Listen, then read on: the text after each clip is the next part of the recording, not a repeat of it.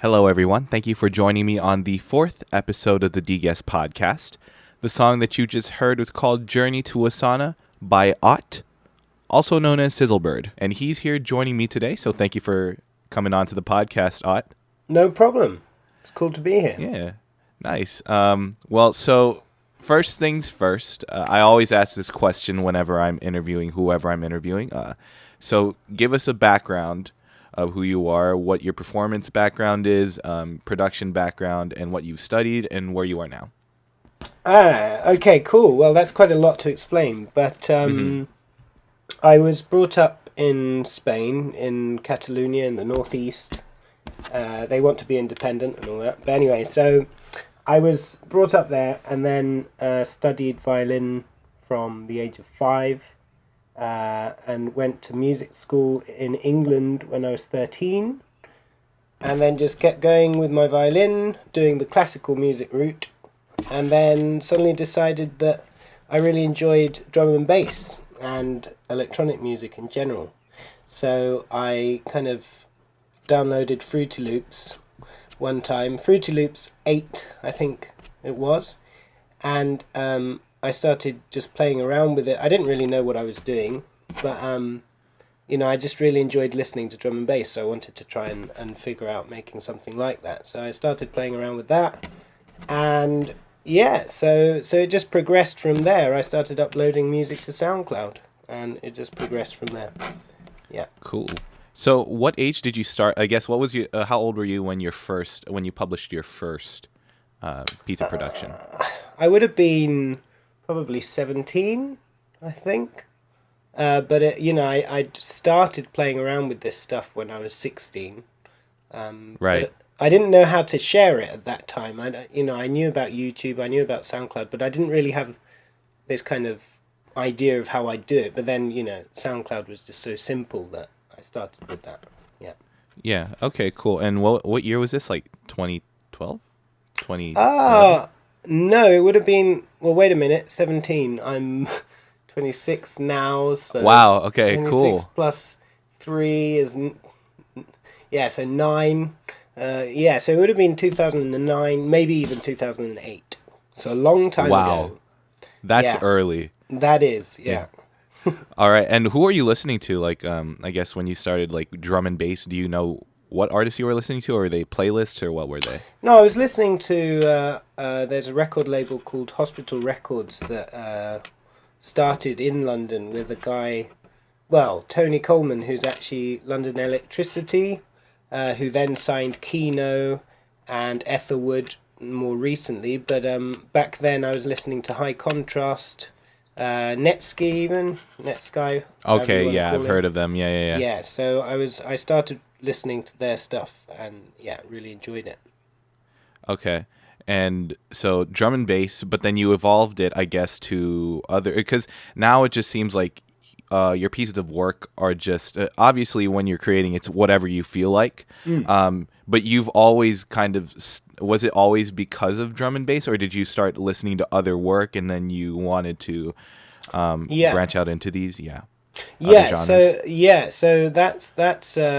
that's where I suppose blackmail comes into it. I think at one point I started listening to more dubstep kind of tracks, and it didn't evolve in a forced way. It was just a natural progression in what I was listening to. So what I was making was definitely being translated by what I was making. So what I listened to was always an influence on what I'd make at that particular time. But drum and bass has always been the fundamental thing, the thing that's always got me going in music.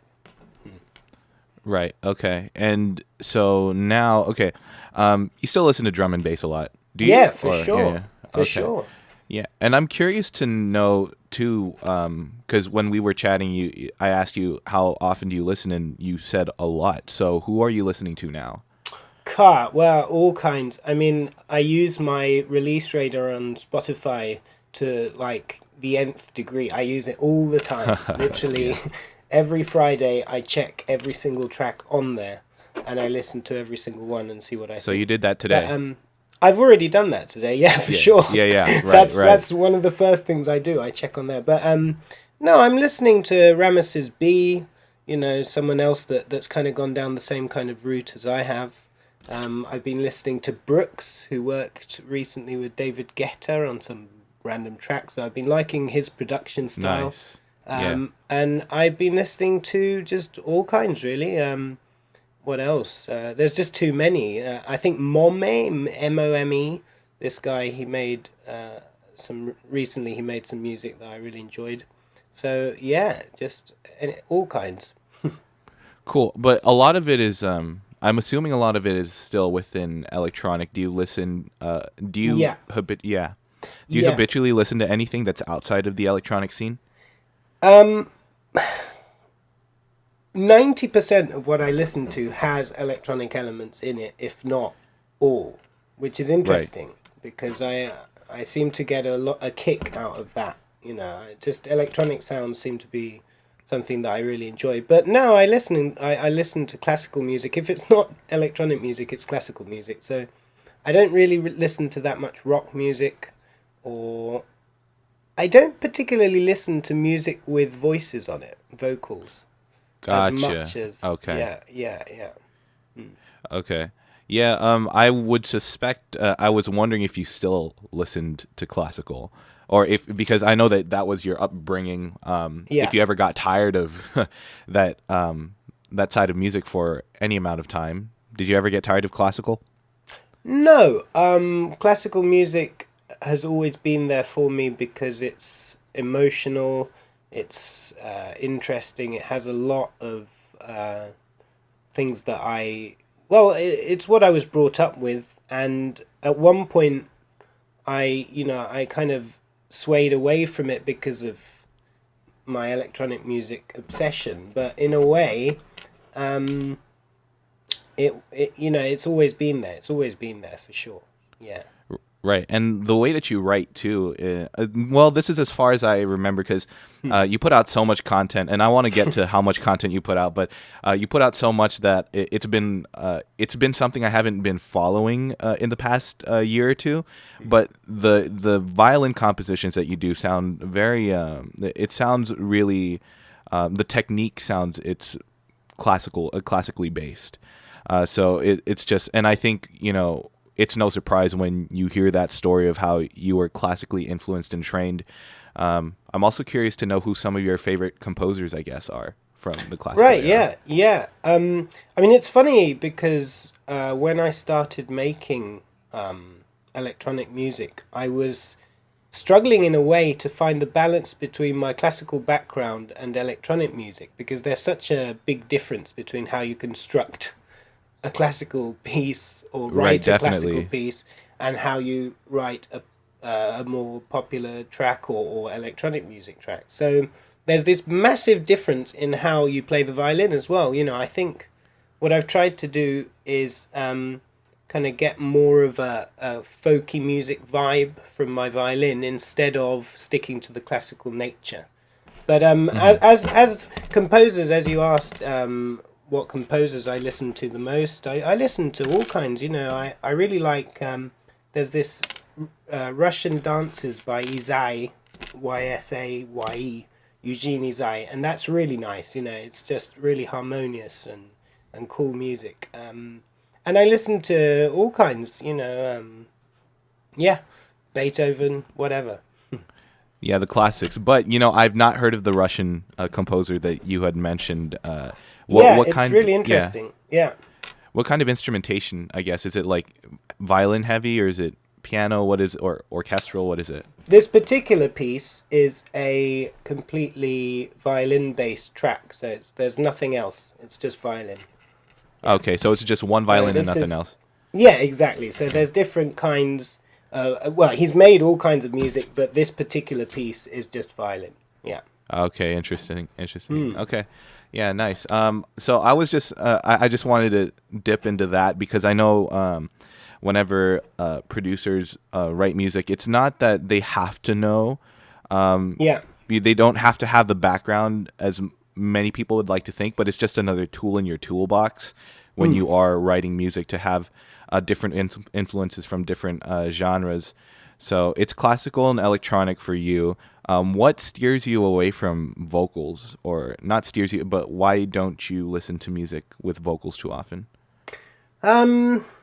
Yeah, that's. I think it's just preference. I enjoy making the instrumental parts. It's something that, because I don't sing, I suppose I don't really influence myself with sing. I don't know. I do listen to music that has vocals in it, but I just find that the melodies that I would use in a vocal, I just recreate in electronic sounds. So it's just I suppose it's just I enjoy making instrumental music in itself, but it's not something that I want, that I think will always be the same. Because my listening habits are constantly changing, then there will come a time probably where I will want to use vocals more. So it's not something that's set in stone. But, Right.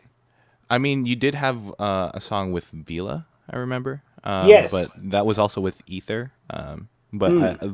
That was I know that you've had a couple of those. It wasn't just that. Where you had another singer. You had a singer on a few of your songs. Yeah. And how was it? Because I guess producing just an instrumental and producing with a vocal, I don't know how different that was for you. Well, interestingly, Raccoon City, which is the one with Ether that's the song, and Vila. So that particular piece, I remember coming up with the melody and the bass line and all the instrumental parts of that song way before the vocal was created. And then Liquicity, the label that it's released under, the guy that owns it, Maris, he asked me if I would like to have a vocalist on it. And then Ether is an incredibly great production guy, and so I sent my idea to Ether, and he completely changed all the sounds in it, kind of, but not the melodies and the harmonies. So all the harmonies and the melodies were my ideas, but in the end product, the vocals, so the mixing side of it was all Ether's job, and a lot of the production as well. So he did a lot of work on that track. I just, I came up with some melodies in it and a harmony, and then he just, beefed it up a bit, which was great, because it sounds great. Cool. I remember that song. That was a pretty good one. I just, because I'm just recalling, and I don't think there were many songs where you had vocals on it. Just generally, that's not the case. Yeah, I use samples occasionally in some pieces, but most of the time there's a very minimal amount of vocals. But there are some out there. You just have to find them. They are hidden away, in your body of, how many songs do you think you've published? Do you think it's not? I wouldn't say it's 1,000. But it's definitely it would get there. It's gonna get there at some point. But it's definitely at least 200 or something. How do you put? I want to talk about how you put out so much, and how do I do it? Why why do you do it? And why do I do it? How and why? Well, yeah. I mean, I find myself sometimes thinking that it's too much. I think, well, you could have released less and just picked more specifically, just if I could go back and think, right, I've released all this music, there are loads that I really like and some that I don't like as much. If I could re-pick, it'd probably be less. But what's curious about that is that every time I've made something that I've really enjoyed, there's no looking back on it, there's no, I'll share it because I want to share it, and because I just, I at that moment in time, I really enjoy what that creation is. So there's no kind of like, oh, I'm going to compare it to this, or I'm going to compare it to that, and think, oh, this is better in a way, or this is, because at the end of the day, I think it's all about the ideas. The ideas are what are important to me, and if I can still come out with ideas and melodies that I haven't used before, or harmonies that are slightly different to what I've done before, then I'll try and share that, because why not? Yeah. So sometimes I think it's too much. Sometimes I just think, well, what the hell? It's my own creation, so whatever. Right. What is your release to I don't know if release, but like the ratio of released to unreleased projects? It's probably about it's probably about 40-60. So 40% isn't. No, 40% is released. 60% isn't. That's insane. Yeah. Okay. Wow. So Yeah. 60% of your work is not released. Yeah, for sure. That's a ton. That's a ton of work. I've seen your Fruity Loops file names. How do you remember what is what? I don't. If I have to look for something, if I have to look for a track, I go through every single one. Sometimes, well, not every single one, but I go through. Basically, the way I find the track I've been working on is by the date. So I remember that on Wednesday, the 12th of May, I was working on this particular track. And then I'll go through the files and look for the 12th of May and see what I was working on that day. And then open every single one from that day, or sometimes it's 1, sometimes it's 5. It just depends. And then find it like that. Yeah. Are they all titled with keyboard slams, or do you Not ever all look of around? them.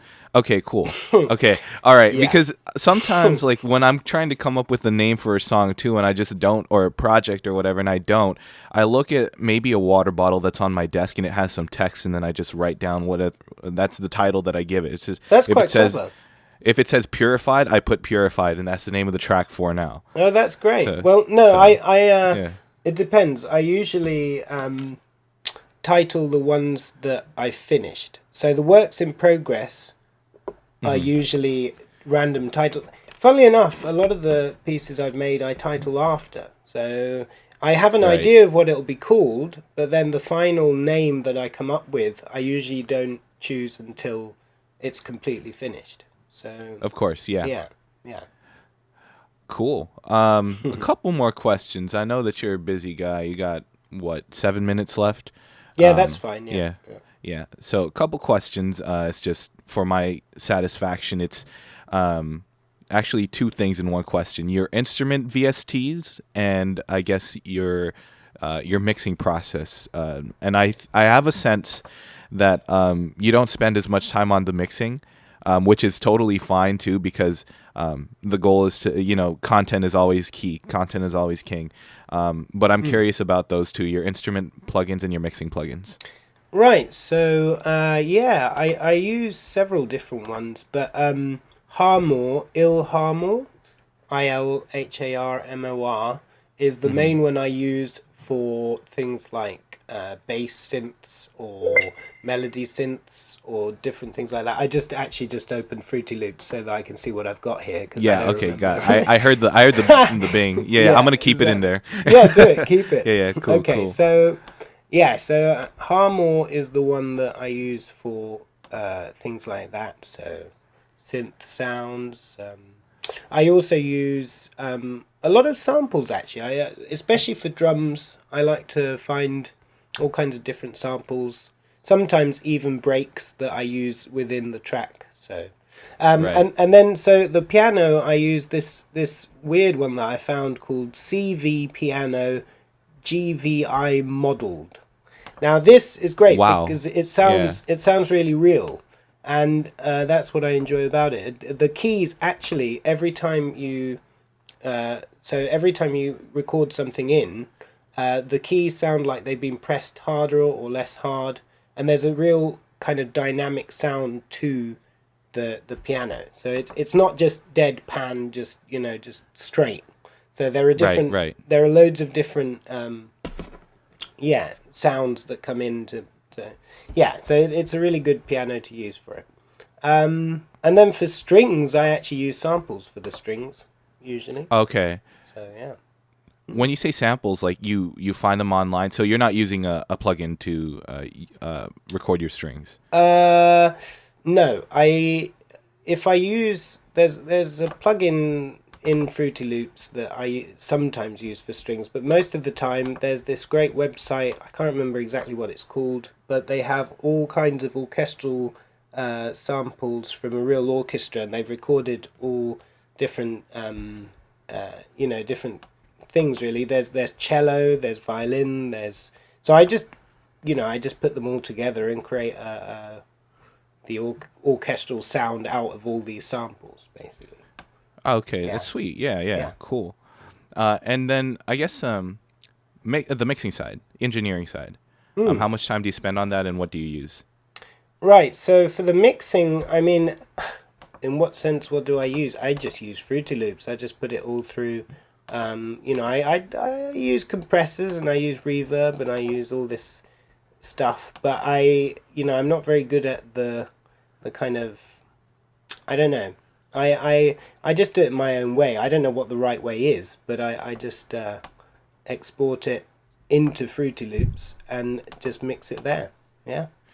Right. And I mean, that's cool because I think the most important thing really is just to keep a check on the volume and then just beef it up a little bit. I balance all the sounds as much as possible. And I mean, I do spend on some of the tracks I've made, I've probably spent hours just on the drums, just because drums are so difficult to balance with everything else. Oh, yeah. Drums are always hard. It's drums and the bass that you really got to keep an eye on. Yeah. Yeah, because they can always clash. So it's a difficult one. And sometimes I just give up and I think, well, this sounds quite groovy, man. And then I think, okay, that'll do. That's fine. I like the philosophy, man. So you're definitely not a perfectionist. It depends. I think I can be, but not when I'm getting wound up by this snare drum like in my ear, like duh, duh, duh. Yeah. Yeah. No, so I've talked to a couple of people who do mixing for a living, and they say that they could spend about 3 to 4 hours just to get a snare drum sounding right. I'm like, that's the amount of time that it might take to produce an entire song. Well, exactly. In fact, I've made tracks in less time and been really happy with them. So, but this is the thing, I think there is a limit to how much you can do. I mean, I've got this basic thing that I do, which is I'll listen to it on my laptop. I'll listen to it with the speakers, and then I'll listen to it on my phone. And if I can hear most of the sounds on every device, then I think, well, that's what I wanted. People can hear what I've made on every single device.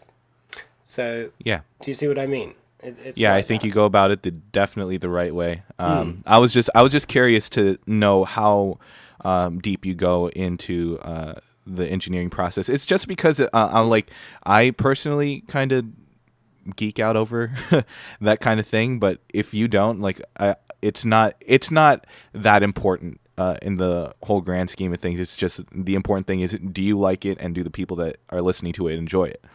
And that's it, man. Yeah, no, that's very true. I mean, I think sometimes I put more emphasis on the production side, but most of the time it is the ideas, as you say. But no, I think in the future I might collaborate with a guy that does actually mixing for a living. So that's going to be really cool. Yeah, it'll be interesting to hear his views, because for me it's all it's something that I've learned for myself. I've never been trained or taught this, so it's all self-taught. Right. Yeah.